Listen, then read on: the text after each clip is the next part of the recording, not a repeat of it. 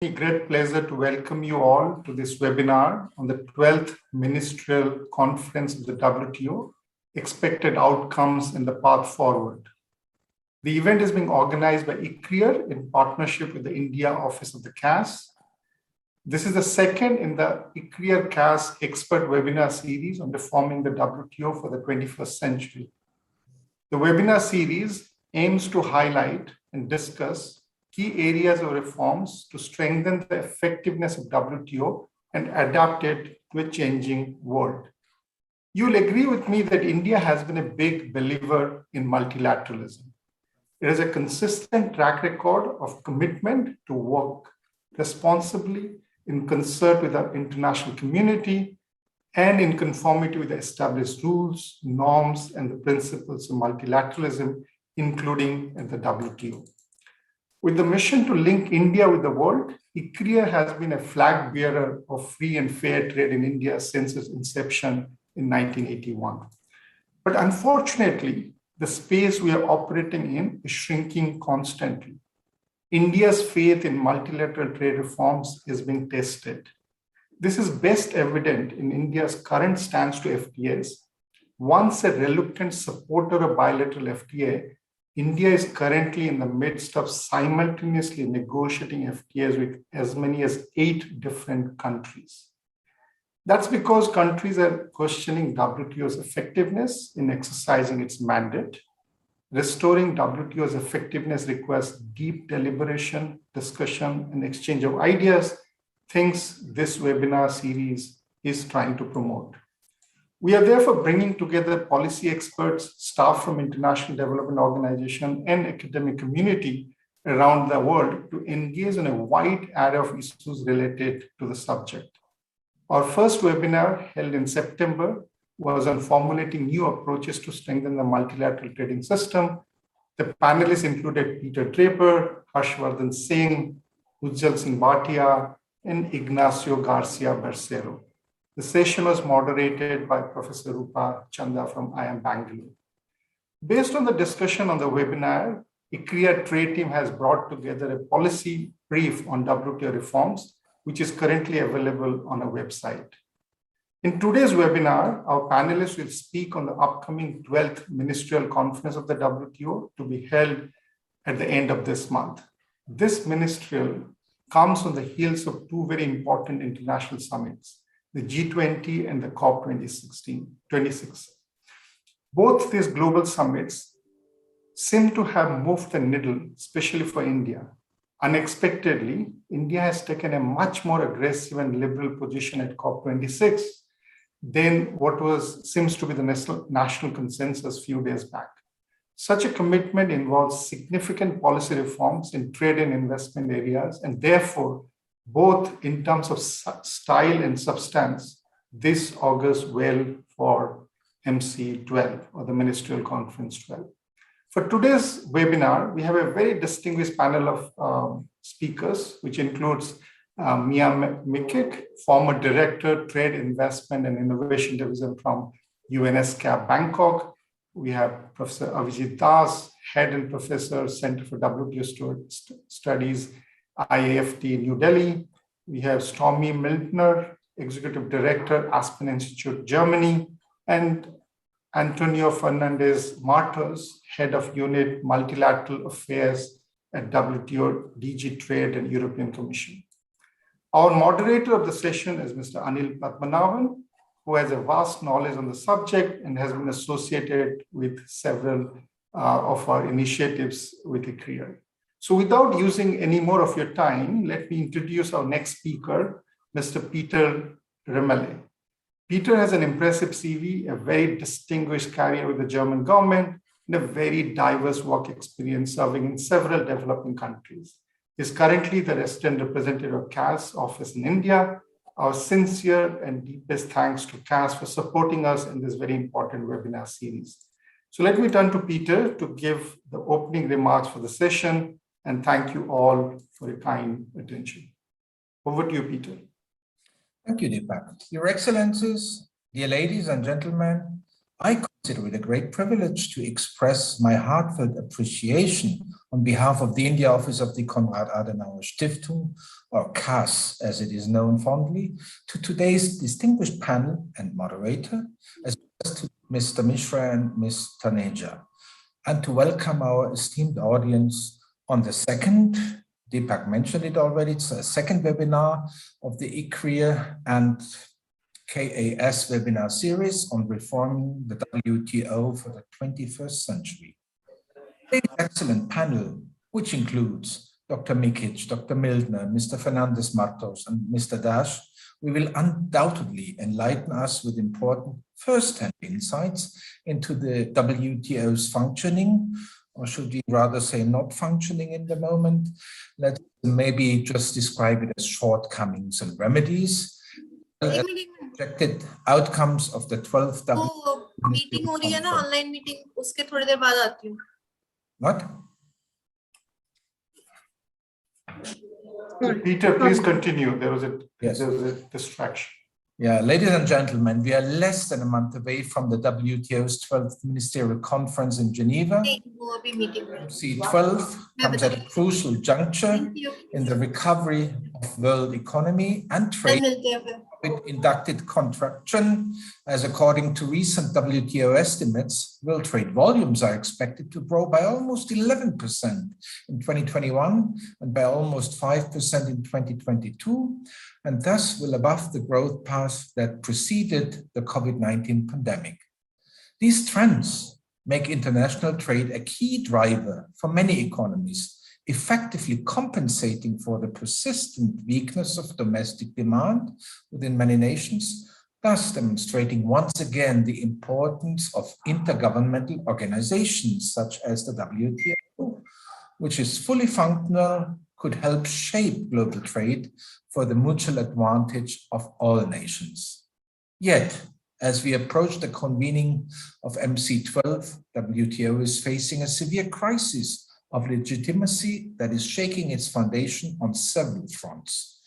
As a number of experts have elaborated in the first webinar of our series on reforming WTO, this crisis of legitimacy concerns, for example, the WTO's negotiating arm, which is in jeopardy after having reached only one agreement on trade facilitation since the organization's inception. Such legitimate questions become even louder in the wake of the COVID pandemic, when the WTO's rules of the intellectual property rights emerged as a formidable obstacle to equal access to vaccines. And as you may know, this is a big issue for India. Against this backdrop, expectations are, and unsurprisingly so, running high from this year's ministerial conference, as decisions by WTO member countries, trade ministers to reshape trade rules and agree on a work program for the organization could prove crucial, not only towards maintaining the momentum of growth of trade, but also in ensuring that economically weaker countries are able to reap the benefits of an increase in global trade. When comparing expectations with reality, one unfortunately has to conclude that while the vast majority of WTO members are committed to a successful MC12, the core problem lies in the fact that success means very different things to different member countries. This profound ideological disconnect between WTO members became also evident during the recent G20 summit in Rome, where countries like China set very different priorities than the historic leadership of the GATT and WTO, which is mainly made up of Western nations. It is precisely this cohesive lack of common purpose and agreement on basic principles what has largely paralyzed the WTO's negotiating function in recent years and is highly unlikely to change substantially in Geneva. Nevertheless, the MC12 will signify a crucial meeting in the context of WTO reform efforts. In this regard, the 12th MC will most probably focus on low-hanging fruits, issues where consensus could realistically be reached. The most concrete outcomes being an agreement to limit harmful fisheries subsidies and the development of a framework that would enhance the WTO's ability to support efforts to combat the COVID-19 pandemic and future health crisis. Specifically for the sole ongoing multilateral negotiation within the WTO on fishery subsidies, one can only hope that the MC12 will make real progress. A WTO agreement on fishery subsidies this year would make a significant difference to global fish stocks, a third of which are no longer in a biologically sustainable range.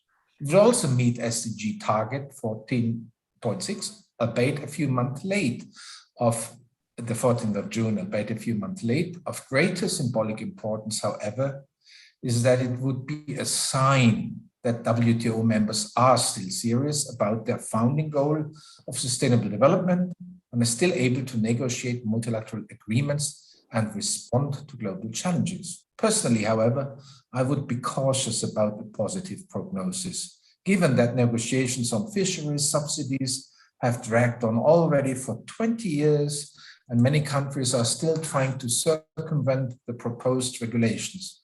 So much for the low-hanging fruits. And maybe a result is only coming when fish is extinct.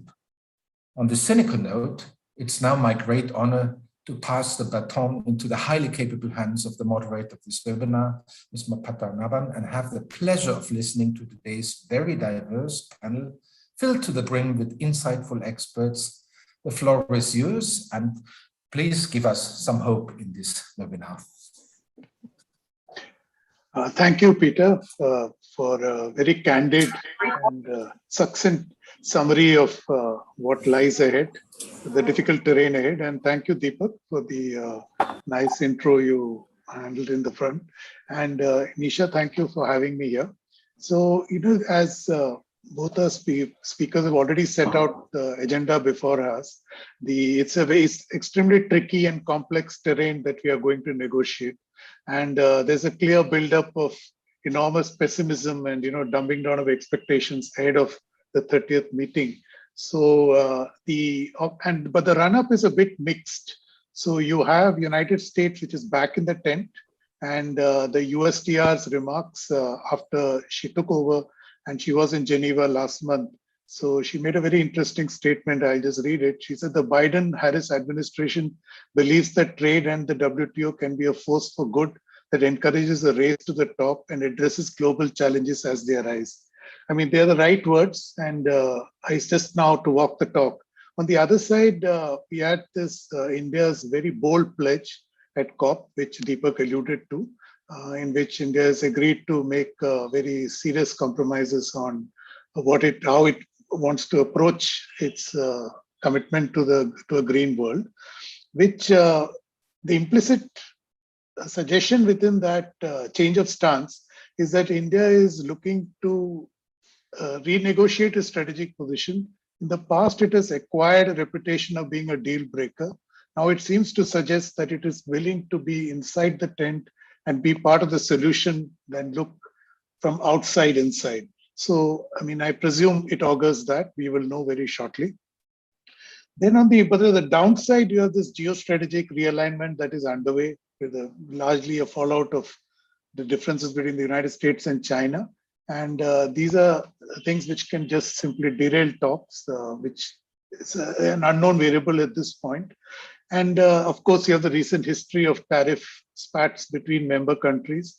It tells us that trade tensions are simmering. So while everybody is agreed on the collective good about supporting trade, but individually countries are unable to rise above where they are. Though the COVID pandemic showed us that I think unless the world responds collectively, it is going to be very difficult to address such challenges. And trade is just one of them. The pandemic was another. You had the 2008 meltdown. So the frequency of global events is just increasing. So there is a need to retool. And I mean, I would walk us into this conference, into our seminar, with a little bit of optimism. And of course, to unpack all this, we have a great panel, which we have already been introduced sufficiently. So I don't wish to take time. We have the way the panel has been the seminar has been structured it's about an hour long, and each of our 4 speakers will go for 8 minutes each in the first round. The second round, we will pick on one of the issues which each of them have flagged and take a little bit of a deep dive. And in the final round, we will request each of our speakers to come away with 3 recommendations, which we can probably use to summarize our takeaways from today. And so without much ado, Mia, if I can request you to go first, please. Thank you. Thank you very much, Anil. I think after all is being said, it's going to be difficult to be very optimistic all of a sudden, but let me try.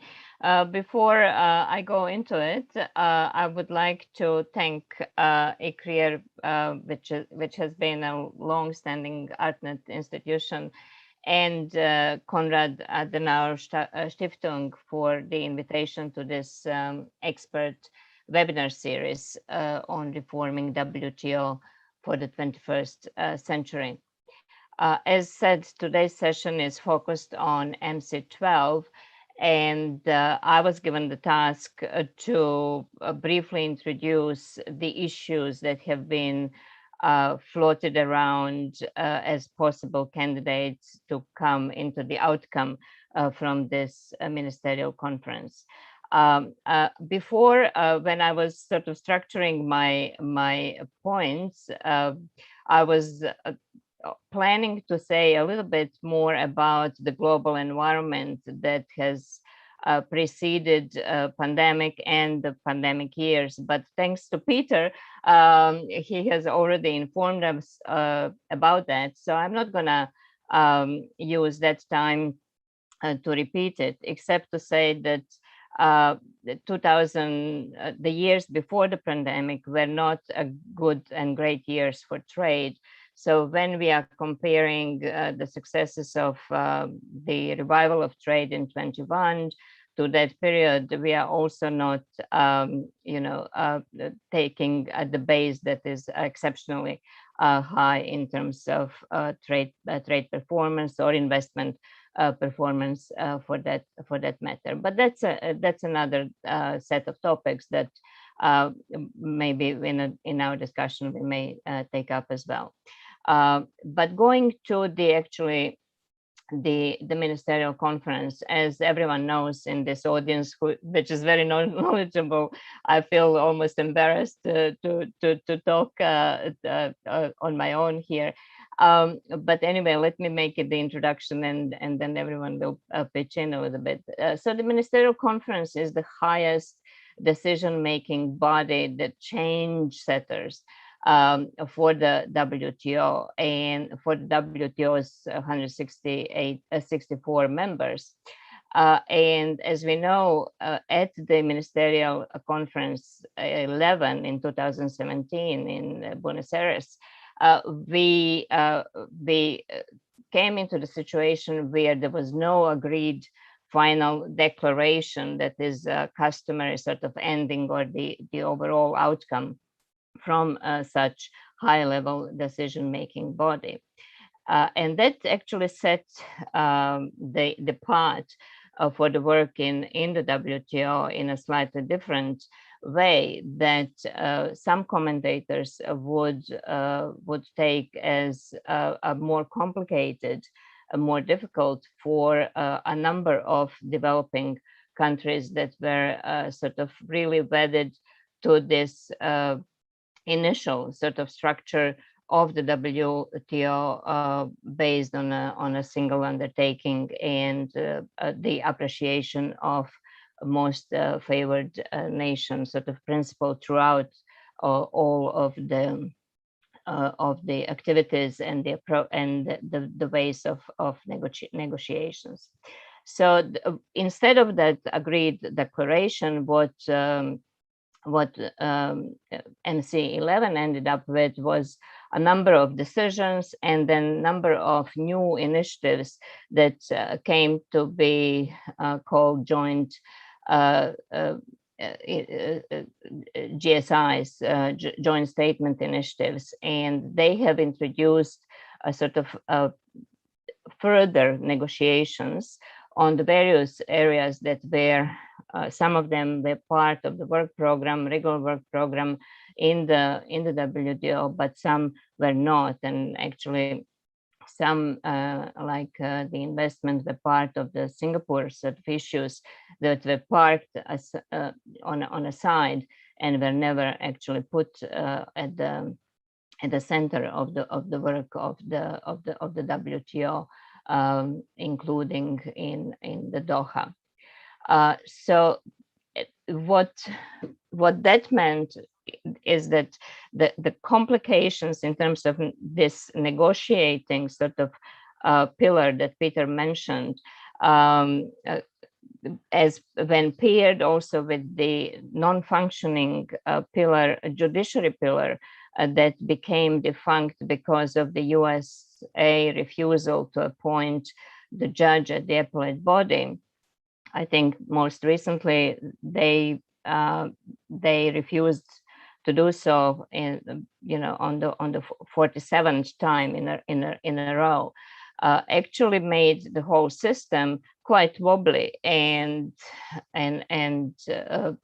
it is therefore very difficult to see how we will be able to deliver what seems to be at present time quite an ambitious list of deals that have been negotiating or being in the consideration for the long time, like fisheries or agriculture, as well as all of these new initiatives that came from MC11 and even later on through the trade and sustainable environment. And so I think what I want to do here, just to run through that list, and then maybe and later comment on some of that. And people typically would like you, what do you see as a successful round? And cynics, because Peter already mentioned the existence of those, would say, well, let's just hope that the round, or MC, sorry, I'm calling it round because typically we were connecting them with the round. So MC, that it will happen. For me, I think the low-hanging fruit would be, or something that is necessary really to have at this ministerial conference, is to have agreed declaration of whatever content, but agreed declaration, because that would be a change back to the part where we had WTO as a consensus-based institution, and it would be a sign of, it would be a sort of even token, but a confidence builder for the way forward. So, but let's not remain at that low level of ambition. And so, what would come into this agreed declaration? Let me start with those items that are either agreed or are likely to be agreed. And I'm looking at the clock and I see that I have to hurry up. So what we think will be agreed is the services domestic regulation. That is one of, ended up as being a plurilateral negotiation, even though it has been outstanding for quite a number of years. It ended up as being negotiated among the group of 65 members, including the European Union members and the European Union, they covering 90% of services trade. And they have agreed on, of course, new disciplines, and one of which I think I have to say that is the unique clause that actually refers to the measures not allowing for this discrimination between the men and women in terms of provision of services. So this is unique first for the WTO agreements language. And the text for the ministerial sort of decision is being prepared, and hopefully that will go through. Obviously, this is open for other members to join, and hopefully they will still consider it before the end of NC12. The next two things that have been agreed and that are part of the regular program under the General Council, of course, the two moratoria.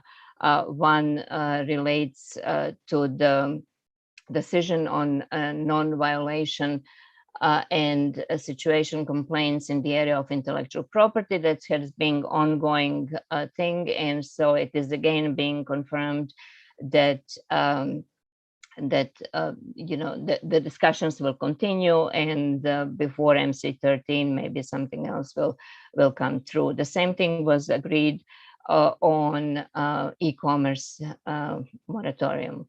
The decision on e-commerce to continue with the current practice of not imposing custom duties on electronic transmissions. So it's likely that these will not encounter many problems. There are some other things that have been already agreed, but they don't really come as making new rules or part of the work program, so I'll mention them later. What is not being agreed and what has been mentioned by Peter as well, and Deepak, is a fisheries subsidies agreement. That is the multilateral level agreement, and there are still quite a number of problems, unbalanced positions with respect to the small and large actors in the sector, etc. I'm not going to go into details of that. There is, in addition to the text, members are working on creating a fisheries assistance fund, mimicking also the process that we had in the trade facilitation agreement, where we saw that is useful to actually immediately think about how to increase the capacity of those countries that may need to be helped in terms of the implementation of the provisions of the agreement. So that is not moving as smoothly as it was commented maybe earlier this year, and since we do not have perfect transparency, and the people like myself who are not part of the delegation in the WTO, it's difficult to get actually the last versions of the text that are being negotiated. So all of this should be taken by the grain with the grain of salt, obviously, given this lack of perfect external transparency, which is understandable to a degree, but still I have to mention it. On agriculture in particular, there is a veil of secrecy, and so we don't know much except for the sporadic reports from the chair of the committee, and seems to be that we will have to wait to work more on agriculture after MC12. And then of course there is life after MC12, so and I'm going to comment on that as well. So here we then come to the series of joint statement initiatives. We have the informal working group on MSMEs that have come up with a declaration on micro, small, and medium-sized enterprises. And of course, they have included, 6 annexes with recommendations and declarations. These are not binding in terms of the typical agreements, but they obviously are one of those sort of deals that can add to the feel good, if you wish, atmosphere at the ministerial. Then we have e-commerce. The expectations were that the members who are involved, because these are all plurilateral in a context of not the traditional plurilateral of the WTO jargon, but there are groups of within the membership. So they had aspirations to come up with about 12, 13 articles that would be clean before the ministerial, and that they would be able maybe even close it or do it soon after that. I think they have now about 7 agreements with the park transparency one, and they still have work to do.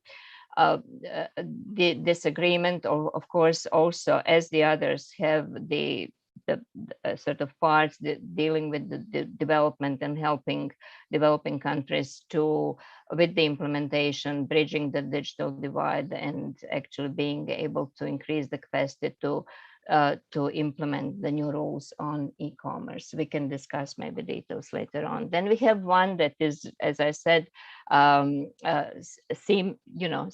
would say it's from the Singapore issues, but it's not the investment agreement in terms of the mimicking chapters from the trade and investment agreement, deep agreements that we have, because it doesn't deal with market access, but it deals with facilitation of investment for development.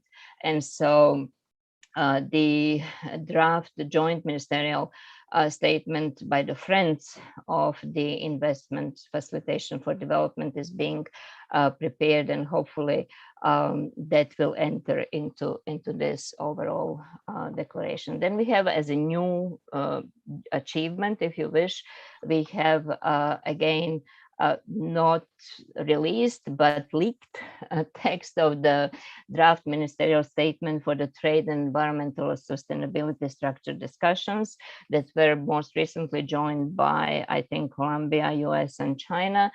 And so it is hoping that it's being hoped that the strong language in terms of the support of this will enter into this. One of the things that has already been agreed but is not being taken extremely seriously is the small economist integration to trade system, that the decision already cleared has been put towards the ministers for the ministerial. Again, a statement from a small number of countries, from Chile, Costa Rica, European Union, Fiji, New Zealand, Iceland, Liechtenstein, Republic of Moldova, Norway, Switzerland, and Uruguay, on the fossil fuel subsidy ministerial statement is being prepared, and it talks about those countries' commitment to actually rationalize and phase out these subsidies, and also their willingness to share transparently the experiences and report to other countries and build their capacity. And they're hoping that they will be joined by more countries as it evolves, but nothing is expected in more concrete terms before the Ministerial Conference 13. And then we have various statements that are, being agreed. Yeah. I'm finishing. Yeah, okay. I'm finishing. Yeah, in a minute. That deal with LLDC, LDCs, ministers' priorities, etc., women and trade. And the major one that I left for the very end is, of course, the trade and health. And because I hope we'll be able to talk about that one in particular. Why I left it towards the end, because it has two parts, right? It has a part that deals more with hopefully disciplines that will be applicable to dealing with current and future crises in terms of health. Going into technical details about export restrictions and trade facilitation, role of services, etc. But also it has gotten that other part, or that is the expectation that will be dealing with the waiver, the IP waiver, that the destiny of which is not unknown. So in interest of time, let me just conclude by giving you 3 points on this. So this is a long list that I have put in front of you, and there is absolutely no way that we will get all of this being done. So we have to be very realistic in terms of what we expect. And so hopefully fisheries will go through. We know some of the smaller items that will, but it is important how do we deal with the stuff that doesn't go through in this November meeting. And this is my second point. It is important to interpret those not as failures, but really as something that is a work in progress, and that needs to be taken forward into the strong work program of the WTO that will remain there, and we will see it in the next ministerial conference. And the third point is that we really need to understand that multilateral trading system is currently in a very difficult place, and that the worst possible case would be to not act and to wait for someone else to act. So we all have a common responsibility actually to go to the ministerial conference and to try to build some creative consensus or agreements in order to really make it move forward, because if it doesn't, it will become irrelevant, and it will be replaced by fragmented systems that will be moving in variable geometry in a different without the oversight, and that will be much different situation and more difficult for developing countries than what we can actually achieve if we do work together at this ministerial conference. Thank you, Anil, for giving me a few more minutes. Thank you. Thank you, Mia. And just before I invite Abhijit to speak next, I forgot right at the beginning that if you do have questions, all of you are listening in, please to share them on our chat. I will ask them, and as we go along. So now, without much ado, Abhijit, can you go next, please? Thank you, Chair. Let me also express my sense of profound gratitude to the organizers for having me on this panel, which comprises extremely distinguished experts. And in particular, let me thank both Nisha and Deepak for having me here, because both of them are aware that I am a bit of a contrarian. First and foremost, unlike what people think, my perception is that the WTO is not going into irrelevance. A set of countries have hugely benefited from it. They are not going to kill this organization. The goose that lays golden eggs has to be persisted with, but maybe in a slightly transformed manner, could be in a new incarnation. I won't rule that out. And yes, Mia, there will be considerable life after MC12. I will elaborate on both these aspects. In terms of what to expect at MC12, let me put the outcomes in 3 buckets. There would be some outcomes which might result in new rights and obligations. There could be outcomes which would explicitly start a work program multilaterally. And in the third bucket, there could be outcomes that initially might not be multilaterally mandated, but as we move towards MC13, through various strategies, tricks, stratagems, some of these non-multilaterally mandated issues might surprisingly become multilateral outcomes as well. So let me very briefly talk of each of these three buckets. What could be the specific outcomes at MC12 which creates new rights and obligations? First and foremost, I think fisheries subsidies agreement is within reach. However, whether it'll do anything to prolong the life of fishes, I am extremely skeptical. There is absolutely no commitment whereby countries with large industrial fishing fleets, which have been nurtured over decades with very liberal government support, are going to be cutting their fishing fleet. That is not going to happen at all. To the contrary, carve-outs are being sought to allow these WTO members to continue with their present practice.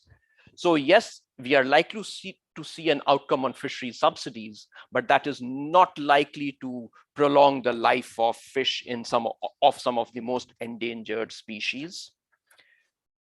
We should have some outcome on WTO response to pandemic. I am fairly optimistic on that.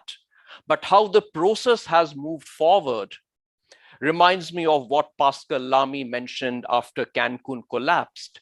He said that the WTO's decision-making is medieval. He was being generous. The WTO's rulemaking perhaps would make even the Byzantine Empire a model of transparency. We all know how the text for the Doha Ministerial Conference in 2001 was pushed by the chairman of the General Council without any square brackets, without reflecting divergent views of members. The same thing is being attempted by a handful of personalities at the WTO, attempting to pretend that there are very few issues of divergence and trying to literally steamroll a text which does not enjoy consensus. Let's not pretend. This is not transparency. But we will have an outcome. On that, I don't have a doubt. We should have an outcome on TRIPS waiver and other IPR-related matters in the context of COVID-19. But what will be the scope in terms of what IP rights are covered, what products are covered, that remains a big question mark. We might have an outcome on public stock holding on food security purposes. That will be a bit of an acid test of the commitment of WTO members for pushing forward food security issues. On domestic regulations in services, an outcome is likely. But how the outcome will be integrated into the WTO rulebook will again be an acid test of whether members who proclaim that the system is rule-based, whether system will really remain rule-based or interesting mechanisms will be found to integrate the outcome of services domestic regulations into the WTO. How that comes about, that will be an interesting development to look out for. Coming to the second bucket, we are likely to have mandate for a work program on WTO reform, WTO response to future pandemics and disaster preparedness, industrial subsidies, agriculture market access and domestic support. But the interesting thing is, nowhere are we going to see words such as we agree to initiate negotiations. Those words are going to be missing. So it is really going to be through silence, in a very low-key manner, securing a mandate to negotiate new rules, new sets of rights and obligations, which will not be different from a normal trade round, except that this will not be called a trade round. It will not even be called agreeing to initiate negotiations, but the end result will be different. At MC13, we will have, I would say, a fairly advanced set of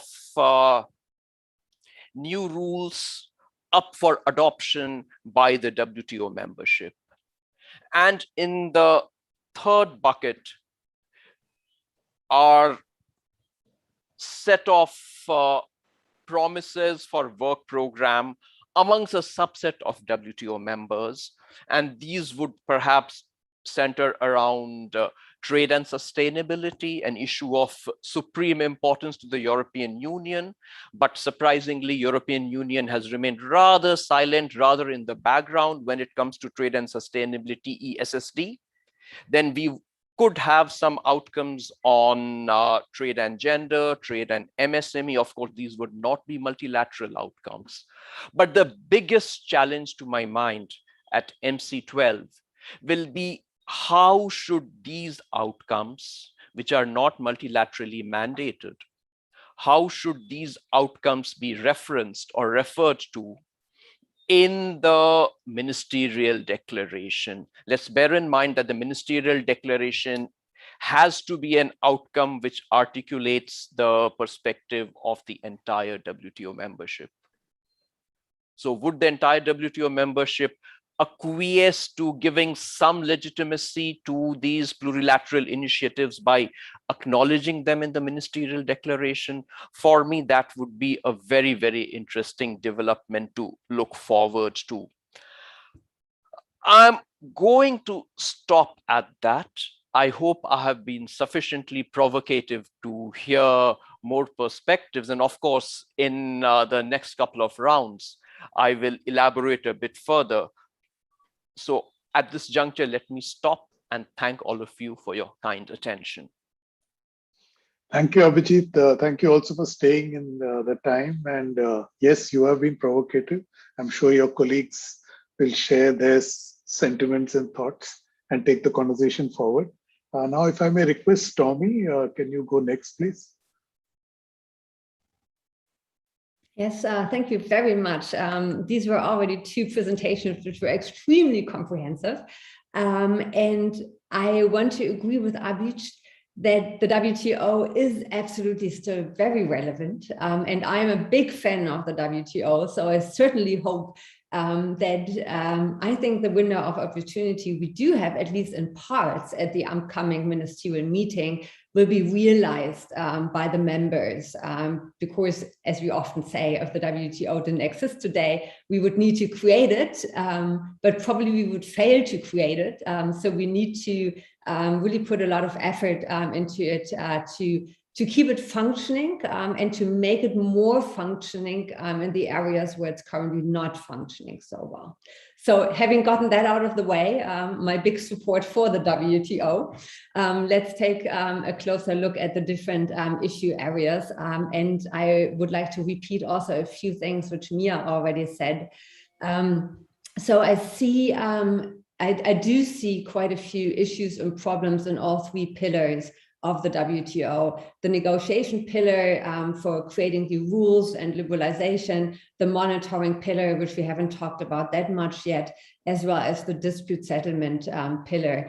And just going briefly over these three pillars of the WTO, in the first one, the negotiation pillar, I would say that we really need to be careful not to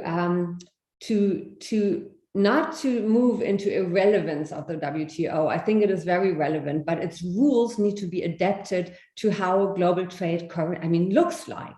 So we have a lot more digital trade. We have a lot more trade and services. We have new forms of protectionism and old forms of protectionism. And the WTO rule book is not sufficiently equipped to reflect this. So we do need to adapt the rules book, and the best way, obviously, would be through a multilateral agreement. But if we can't achieve this, the way is through plurilateral initiatives. And I, again, want to make explicit that I'm in favor of such plurilateral initiatives. And I do not see that there is a legal contradiction with the WTO rule book. I know there is. And I also know that India feels very strongly about the e-commerce negotiations and also sees that there is actually a contradiction with the WTO rule book. I think if you achieve a certain amount of global trade, and with regard to e-commerce, I think that percentage is reached. The countries of the willing should be able to move forward on that issue. I also think that we do need to talk about industrial subsidies. I do agree that there's still a lot to do on agricultural subsidies and that the industrialized countries have not delivered sufficiently on that topic. But on the other hand, we also see huge market distortions, and these also need to be addressed. And if they can't be addressed in a multilateral way, again, I think it should be done in a plurilateral way. And then a basis for this could be the paper of the trilateral initiative. I also think that we do need to talk about not just health, where I think that the initiative is quite advanced, but we also need to talk about climate issues, because otherwise we might run into a huge problem of new climate-related protectionist measures, which would lead to even more frictions than we have today. So on the second pillar, the monitoring pillar, one of the big problems, as we all know, is that countries do not sufficiently fulfill their notification requirements. And that is something important to do. And we also need to talk about what happens if countries do not fulfill their notification requirements, and also how to help those countries which do not have the capacities and capabilities to do so. So it's not always a question of willingness to notify. Sometimes it's also a question of not having the capabilities. So that is something we need to talk about. I want to laud the WTO on its protectionist reports, which I think are extremely helpful. And I'm very much looking forward on its report to resilient supply chains and how to improve resilience. On the third pillar, it's pretty clear that we need to talk about the appellate body and to reinstate the appellate body and which reforms we can implement. And there I do see that we do need to engage the United States on this. Otherwise, we won't get one single step forward if there is no engagement with the United States on this. So can we negotiate these three pillars in silos? I don't think so, because countries are not willing to move ahead in the first pillar if we do not solve the third pillar. Because why accept new obligations if you then can't enforce it through the third pillar? So I think while sequencing topics makes sense to a certain degree, I think it won't work here. I think you need to go in parallel. What does this now mean for MC12? So putting everything into this one ministerial would completely overburden the ministerial. And we already heard that the working program is very, very dense with fishery subsidies, agriculture, development issues, WTO and health, e-commerce, the moratorium on TRIPS non-violation complaints, services, SMSEs, and so on. I mean, there's already a lot on the agenda. So what I think would be the best outcome, and I want to agree with Mia and Abhijit here, is that first of all, we have a declaration everybody agrees to. It sounds like a very, very low level of ambition, but it really isn't. It would be a step forward.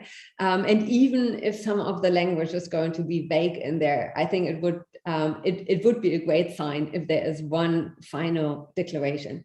And in this declaration, I hope to see that there will be an agreement on subsidies and fishery subsidies. And I agree that this is doable, but I also hope that there will be something on trade facilitation in there, building on the proposal by the landlocked LDCs. I think there's quite a bit in there, and that could be a good sign also by the industrialized countries that they are going to show more solidarity, because that I think is a really important issue where the industrialized countries throughout the pandemic, that's a weak spot, I have to say. I think we have not shown enough solidarity. And this is a ministerial where we really need to show that this is not just talk, but that we walk the talk and show solidarity. So I think trade facilitation would be a very, very good working point here. I very much hope there will be more on WTO, trade and health.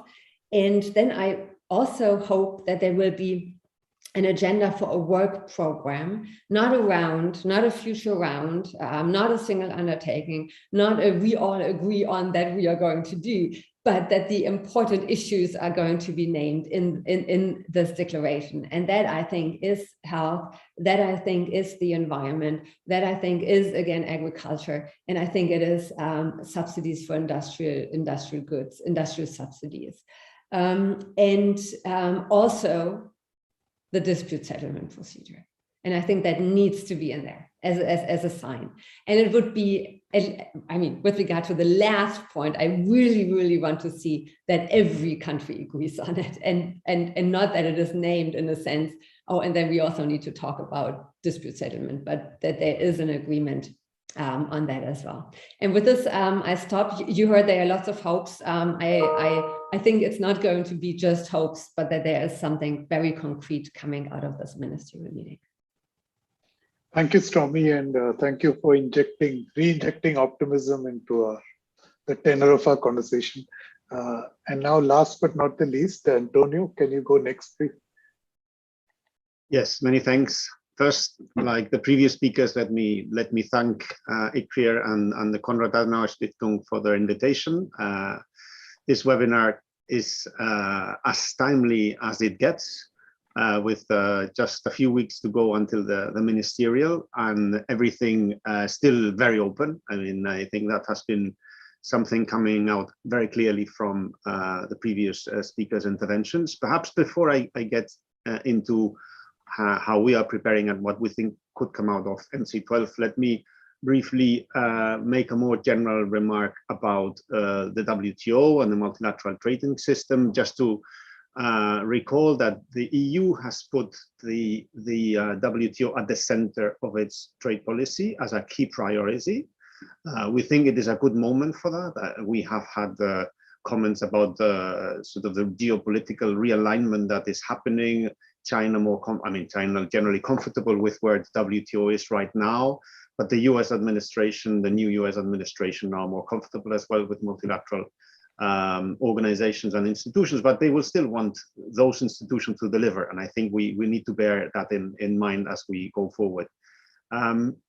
The Union explained its views about the WTO through a strategy document that the European Commission published in February of this year, while conducting its review of its trade policy, which had a specific annex on WTO. And this shows that we firmly believe that we need a well-functioning multilateral trading system, and now more than ever, because the challenges that are around us and that the WTO is not yet fully capable of tackling. Even if I must say I join those that have intervened before me and have said that the WTO remains relevant. I mean, the WTO remains absolutely relevant. I mean, 60% of our trade, and I mean now European Union trade, happens under MFN, and that is basically the tariffs that the WTO takes care of. And of course, it continues to maintain a discipline about around global rules globally, but we have to admit there's a crisis ongoing, and of course, dispute settlement is no longer working as it should. We no longer have an appeal function, and it is not possible. And that's one of the reasons we are proposing WTO reform to be part of the agenda of this ministerial. One of the reasons why we want WTO reform to be launched formally at this ministerial. So perhaps let me get into what we see as prospects for MC12. We want a successful ministerial. We think that the WTO needs to show that it can deliver. As part of that successful ministerial, we think the WTO should launch a process of reform of itself, of the organization. We also are aware that the ministerial is one step. It is an important step, but it's one step in a multi-year process. And there's a number of outcomes that we think we can achieve. We are not sure we will achieve them. Indeed, as was said, we want and we hope there will be a ministerial declaration. This is not a given. It would in itself be a success, and we hope we will get there. But I would say that there are 4 multilateral topics that should provide a foundation for that successful ministerial if we get there, because there are significant differences among the members on the 4 of them. The first one is the WTO response to the pandemic. There is now work ongoing on a ministerial declaration covering issues such as export restrictions, trade facilitation, transparency, etc. The Union had been very active in proposing ideas for this possible ministerial declaration already a year ago. This would be accompanied by an action plan on preparedness and resilience for pandemics, for future pandemics as well, drawing the lessons from the one we are in right now. And we want ambition on that front. There is work ongoing as well on intellectual property aspects, as you know. This is also an area where we expect an outcome to be part probably of this ministerial declaration on trade and health, although it is now being discussed separately. It is there that India and a number of other partners, including South Africa, have proposed a broad waiver on intellectual property rights, and we have also been very clear as European Union that we don't think that would be an appropriate response. Our view is that waiving intellectual property rights would not contribute to increasing the production of vaccines or therapeutics, and it wouldn't enhance the equitable access to vaccines or therapeutics. So we do need an outcome on intellectual property, and we think that outcome should be based and should build on preserving intellectual property rights, and rather be focused on facilitating compulsory licensing. And this is the proposal that the Union has made, and on which we are engaged now with the proponents of the broader waiver. We just want to simplify compulsory licensing in the context of a pandemic, so that intellectual property, if it has become an obstacle in some cases, would no longer be an obstacle, but intellectual property would continue to help through the preservation of those intellectual property rights, which provide the foundation for the voluntary collaborations that are very much at the basis of increases in manufacturing of vaccines, for example, that have been announced in the last few months. So that's the first outcome, and we think the WTO needs to show that it is responsive to the pandemic, and have an outcome there, even if we still have differences, and I would say notably on how to land the intellectual property aspects. A second aspect that we want and we think is feasible, the ministerial to produce a result, is in launching a process of improving the institutional functioning of the WTO.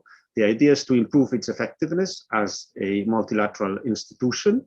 As I said, with the current situation around dispute settlement, it is simply not conceivable that there be a ministerial conference that doesn't address the issue.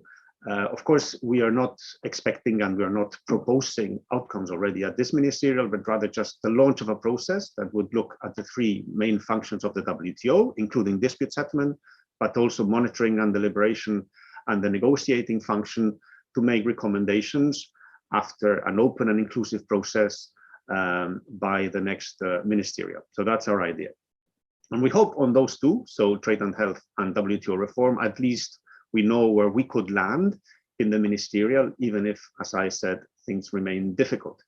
And there's 2 more multilateral outcomes, or areas where we hope for outcomes. One is fishery subsidies. It has been referred to by some of the speakers. There we are in a difficult situation. We're working on the basis of a chair's text. One more such text has been issued this morning. I haven't had a look yet because it has happened while we were speaking. Essentially, what we would achieve is, or what we would want to achieve is a ban on illegal, unregulated, unreported fishing, and also on harmful subsidies. Harmful subsidies are those that are not that happen without proper fisheries management. I agree the objective is not to cap subsidies or capacity of the members, but rather to ensure that fisheries is properly managed. And I can say, based on the experience of the European Union, that fisheries management does work and does deliver fish that live and that can be fished, or rather species and stocks that recover and can continue to be fished. And I think this is why the approach that has been taken is the right one, and that we hope on that basis we will be able to reach an agreement, of course, with flexibilities for developing fishing nations, no flexibility for China as the biggest fishing nation, flexibility for India, and then of course for other bigger flexibility for smaller fishing nations. So let's see if we can get there, although the situation is quite difficult.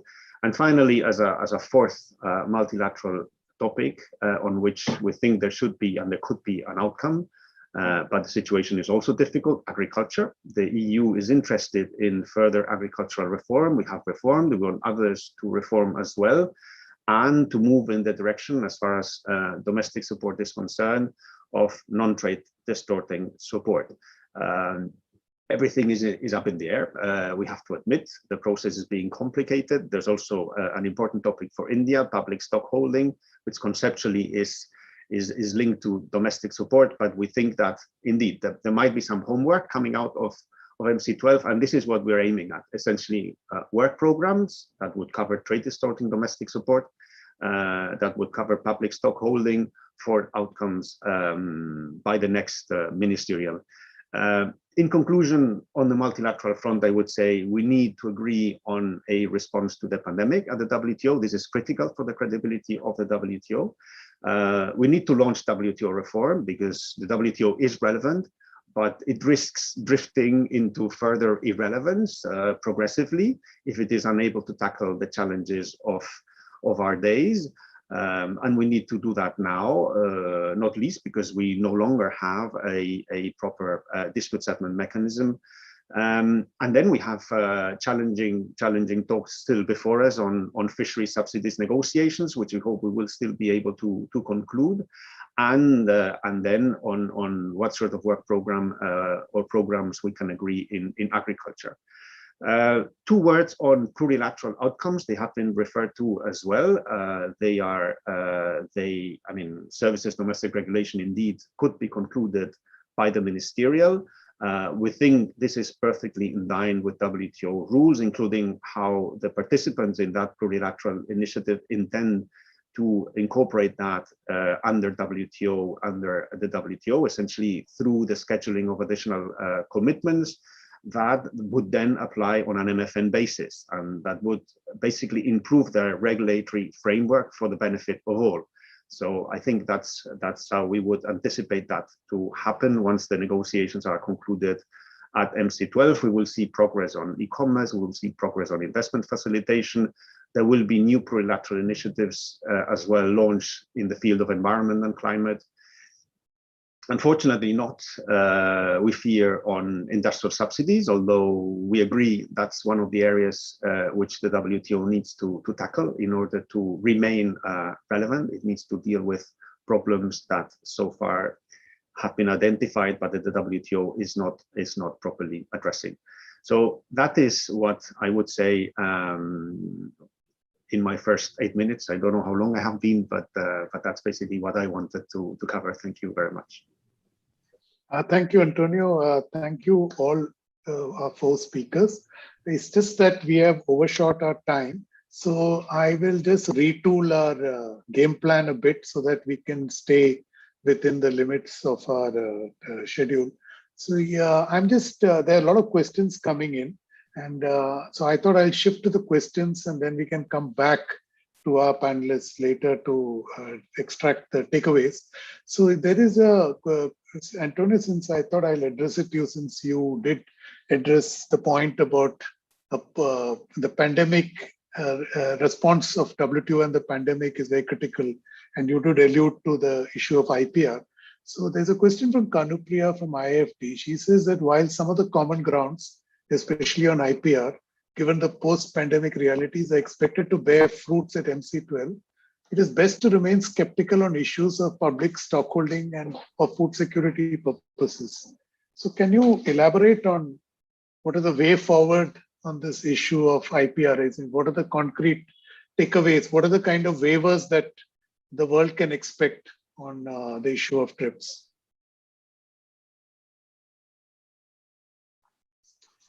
Antonio? Now, you want to yeah. Can you? Now? Yeah. Okay, yeah, no, absolutely.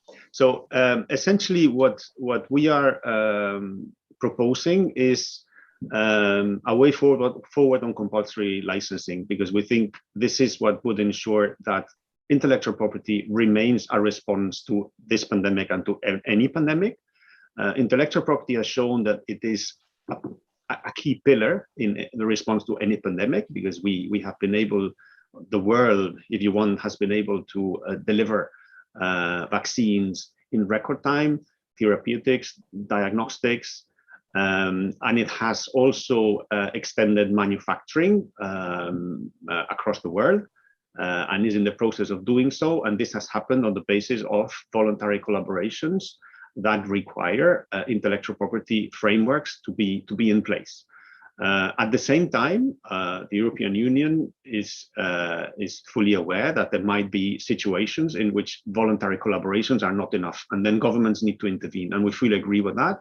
And one such situation is, of course, the context of a pandemic. And if there is a pandemic, what we have done is to review aspects in the compulsory licensing system that are considered problematic. For example, when is it that we have an emergency? I mean, the pandemic, we have said, is one such emergency. We have said there wouldn't be a need in that context to negotiate with the right holders, for example, in order to issue compulsory licenses. We would also, in our proposal that we have put on the table, support manufacturers wishing to supply at discount prices.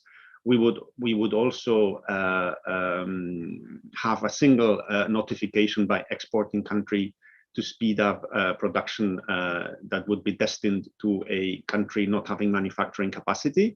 So we have put that black on white, and then we have said, but we are open to discussing other aspects of compulsory licensing that may pose a difficulty, and that would imply that perhaps intellectual property wouldn't be part of the solution to deal with a pandemic.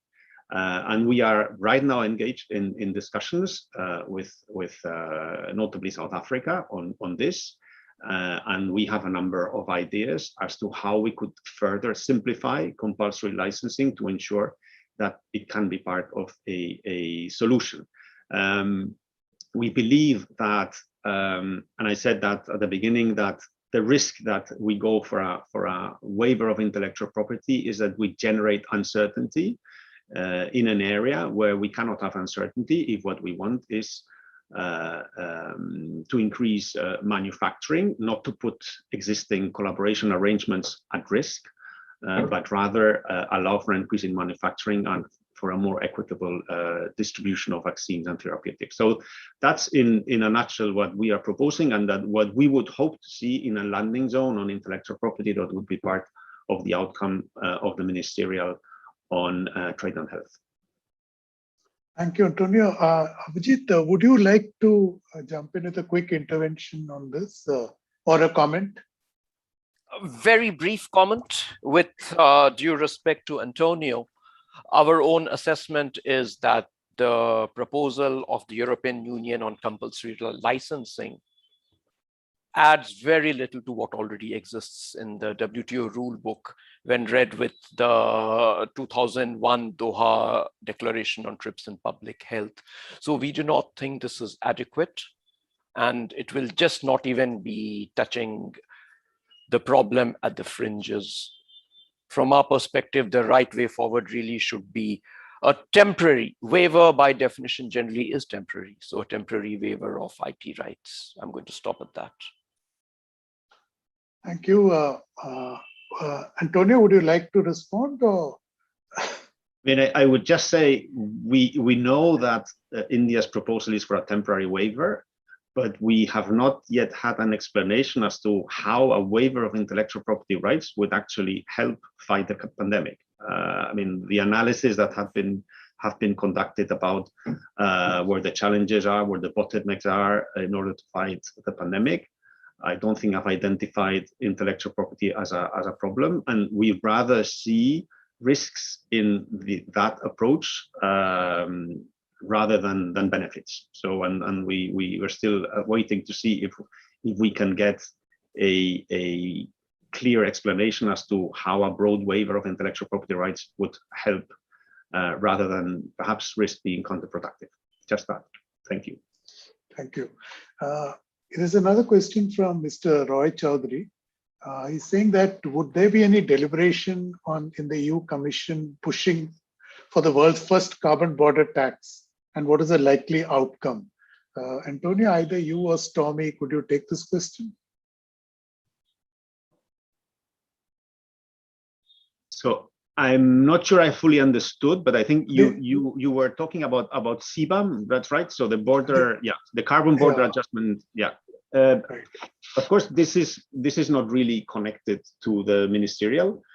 So what I can tell you is one of our ideas is, in any event, that the WTO, and that is one of our ideas for WTO reform, in order to remain relevant, needs to also deal with issues that it doesn't sufficiently deal with today, and one of them is environment and climate. We are aiming at having outcomes on environment and climate in this ministerial. First, we would want to see a reference to that in the ministerial declaration, in the overarching declaration, because we think that the multilateral framework has to help let's say the green transition.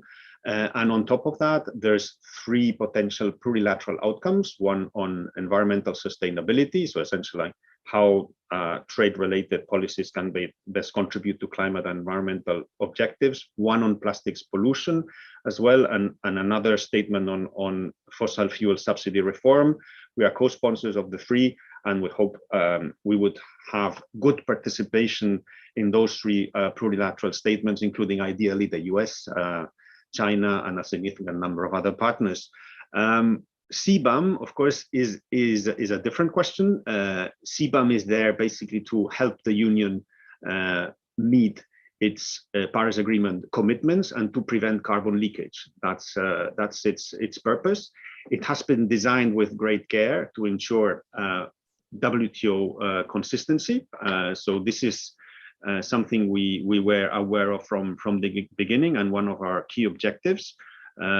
Essentially, anyone that would be exporting to the Union once the system enters into force would not be subject to a higher burden than the burden we are subjecting our own producers, because the idea is, as I said, to avoid carbon leakage. They would have to make a declaration about their emissions, and on that basis they would have to pay. And if there's no declaration on the emissions, then there would be a default value. But the idea, as I said, is to have a comparable burden so that the system would be WTO consistent. Of course, because we are pushing for environment and climate to be part of the agenda of the WTO, and we're trying to bring in discussions both through the multilateral declaration and through plurilateral statements. I mean, this is something that could be the subject matter of discussions in the future in the WTO bodies. But as such, CBAM is not something that is part of the preparations or would be part of any of the outcomes of the ministerial. So I hope with that I have responded to the question that had been put. I would also very much like to come in and also say something on the health issue. I would not hold my breath to expect something on a patent waiver, because this is something which has already been discussed in the G7. My country being one of them which was strongly opposed to it. There might be some more wiggle room after the new coalition is formed, but again, don't hold the German new government, but don't hold your breath again. I think this is really not doable. But one thing we haven't talked about at all yet is how to make global supply chains and global value chains in health products more resilient, more sustainable. And one of the agreements which I think would offer some potential for this is the WTO's pharmaceutical agreement. And I really, I know that there hasn't been a lot of discussion on it, and there is very little appetite on the side of the US on it. But I think getting rid of tariffs and modernizing the agreement with regard to the products in there, and also not just looking at pharmaceutical, but also medical equipment, I think that would be a great step forward to making our supply chains more resilient with regard to health. And for the environmental issue, I have to say, I'm still not, I'm a little skeptical still about border adjustments, both in the way they are going to be applied, but also what effect this is going to have on world trade, and also the WTO and the willingness of members to move forward. I think it could have, if not done in a way that includes other countries, it's probably going to have a pretty negative effect, I would say. I know that there are some discussions going on between the US and the EU. I see something in there already in the compromise on steel and aluminum, which I think for the transatlantic relationship is great. But I think we also, it's not, I would say it's not in a technical way, it is a separate issue from what we are discussing in the WTO. In a realistic way, it would have it could have a great impact of what we are discussing in the WTO. I would also raise one issue, which I think we haven't touched upon enough yet, and that is the negotiations on environmental goods. And that, again, I think would have a great potential to move forward. When I was still at the Federation of German Industries a year ago, we were rather skeptical with regard to the environmental goods agreement, because there is a potential of being discriminatory. It's very difficult to differentiate between different products, but I think this is the time to be a little bit more pragmatic about it and revitalize the agreements on environmental goods to move to get the whole thing moving at all, I would say, on environmental issues. Thank you, Stormy. Mia, I'm sorry, I think I didn't bring you into the conversation. So would you like to make some comments on whatever has transpired so far? Well, no, I think, I agree with the fellow panelists' view in most part of it. With respect to the subgroup approach to negotiation, in particular on rules, I think we need to be very sensitive and careful with that, in particular when these turn down to be sectoral agreements and even product-based agreements, because we are turning the clock backwards.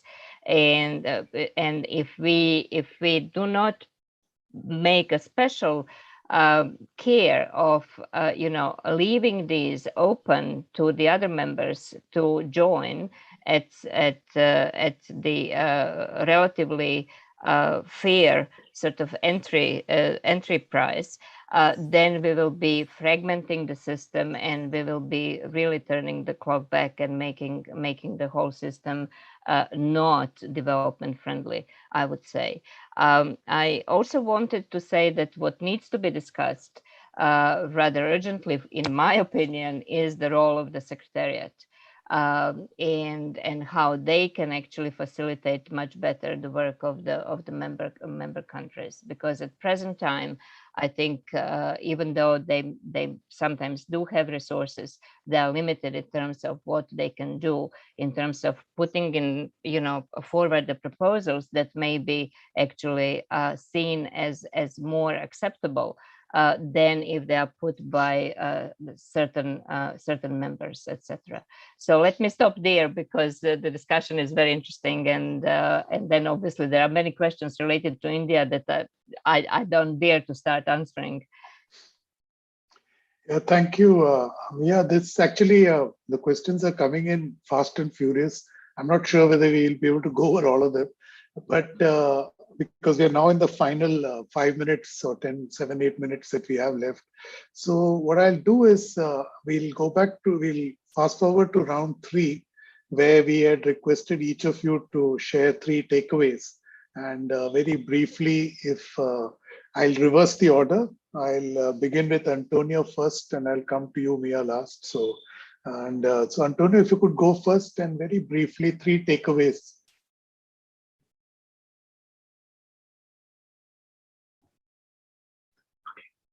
Yes, many thanks. So 3 takeaways, I would say. First, I think we agree that the WTO and the multilateral trading system generally is a historical success. Despite its problems, it continues to work and is relevant for our everyday life and for global trade, which is good news. That's the first one, perhaps almost obvious conclusion, but I think important. The second one is that we need a successful ministerial in December. That would be a stepping stone for the membership to mend what doesn't work, because we also have to admit that there's a number of things that do not work. And for us, for the union, it is key that we launch a reform process that is open, that is inclusive, and that delivers by MC13, by the next ministerial. Basically, because otherwise there would be a progressive drift towards irrelevance. I mean, of course, it will always remain relevant, but the longer time passes without the WTO being capable of tackling what needs to be tackled nowadays, including having a fully functioning dispute settlement system, the worse, and the WTO wouldn't be capable of remaining at the center of global trade rulemaking and dispute settlement. And the third one is that all members need to make an effort and assume their responsibility and contribute to the success of the ministerial conference, including launching reform, including providing a WTO response to the pandemic. And I mean all. I mean those that are happy or more happy with the status quo, and others that are perhaps less happy, but actually have an interest in mending what doesn't work, so that the WTO can deliver for them fully in the future as well. So those are my 3 takeaways. Thank you. Thank you, Antonio. Stormy, could you go next, please? Yes, absolutely. Thank you so much for this wonderful discussion. I would agree with takeaway number 1, that the WTO is still very relevant, but that we do have to work, do put a lot of effort into it so that it doesn't creep into irrelevance in some areas. For my second point, I think this needs to be a ministerial in which we show a lot of solidarity, and in all areas which we are discussing. So this would be my second takeaway. And the third one, I would again agree that we do need a successful declaration and a work program. And I would say instead of going on into the different areas again, I think it needs to have the 3 characteristics of openness, inclusiveness, and non-fragmentation. And I leave it at that. Thank you, Stormy. Abhijit? Thank you. This has been truly very enlightening. The first takeaway is that, of course, MC12 needs to be a success. But if it has to be a success, then countries have to walk the talk on food security and asymmetry in vaccine access. These are 2 issues to my mind which really have development implications and need to be addressed on a fairly firm basis. Second is, yes, rules of the WTO need to be changed if they are not working. But at this juncture, before the rules are changed, countries should play within the rules and not play with the rules. And third point is the pandemic should not be used as an excuse for seeking market access. I'm going to stop at that. Thank you. Thank you, Abhijit. Mia, you had the first word, so you'll have the last word too. So. Thank you very much. I mean, these are all wonderful suggestions and takeaway points. Very briefly, I would agree that WTO has to move forward on 3 pillars, which is obviously legislative monitoring or implementation, I call it, and judiciary. And I think the first thing that we need to do in judiciary is really get away with that 2-part system and just have one solid process of adjudication rather than have these 2 things. And the sooner we do that, I think the easier it will be to go through that reform in that aspect. But also, I think the other thing that members and the WTO as the institution have to accept is that trade policy is not panacea, and that we cannot achieve absolutely everything just through trade rules and through trade policy. And so therefore the institution needs to actually collaborate with other institutions, and the policies need to be trade policies need to actually be cooperatively done and collaboratively done within with other packages. And then I would just leave it at that the number 12, if we are going to learn from the European community, is the number of harmony. And hopefully we will then have a harmonious ministerial conference and take it as a starting point for the new 50-year period of prosperity in that area. Thank you. Thank you, Mia. I won't try to attempt even to summarize such a comprehensive and fantastic conversation, which is on such a complex issue like trade. But I'll just pick up from where Mia left off on this note of optimism and what she talked about, the need for institutions, world institutions, to talk to each other, to create the kind of space. So I've just got 4 points, which I will, which are very broad points. They are not specific. One is, I think all of you have agreed unanimously that on the importance of trade and the importance of preserving WTO as an institution. And that there is a need for a dialogue, and some deal is better than a no deal. Like a Cancun experience should not be repeated, no matter how low the hanging fruits are. But I think we need to make sure there's some resolution. And the other is what Stormy was mentioning too, and all of you have alluded, that the ground realities are changing very fast. So she cited the instance of digital trade. So the existing rules often are out of sync with the new reality. So there's a need to pivot and bring these rules in sync with the new reality. And of course, finally, that implicitly involved that you have said is that you're all saying that there needs to be good confidence building measures so that all the members, 164 member countries, can come together and continue to preserve the consensus rule that has defined WTO for so many years. So that's from my side, and I will hand off to Mishra to wrap up the proceedings. Thank you so much, all of you, and thank you all the people who have dialed in, and apologies to the questions that I couldn't ask because of paucity of time. Thank you very much. Thank you. I would like to thank CAS for providing us this opportunity to hold this webinar series on WTO reforms, which is a very important issue. I would like to thank all the panelists for their thought-provoking comments and for a very lively discussion. Thank you, Anil, for moderating this session. And I'm very tempted to add here that I agree with you that COP26 may actually change the manner in which India is going to participate in all global forums.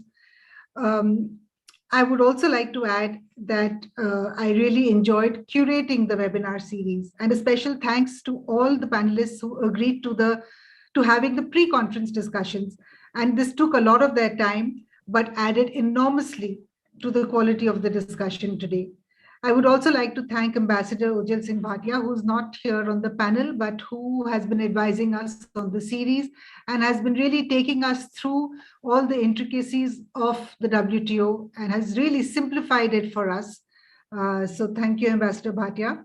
And many thanks to all the participants who tuned in today. And many thanks for all the questions, and apologies for not taking all the questions because we could have extended this further. But I must add that the questions that were coming in were really very interesting. And we hope that we would like to pass these on to the panelists so that we can answer them later. Thank you so much. Thank you, all of you, for being with us today. Thank you. With this, we come to the close of the webinar. Thank you. Thank you. Thank you very, very much. Thank you very much. Thank you. Hope to see you soon. Bye-bye. Bye. Bye-bye.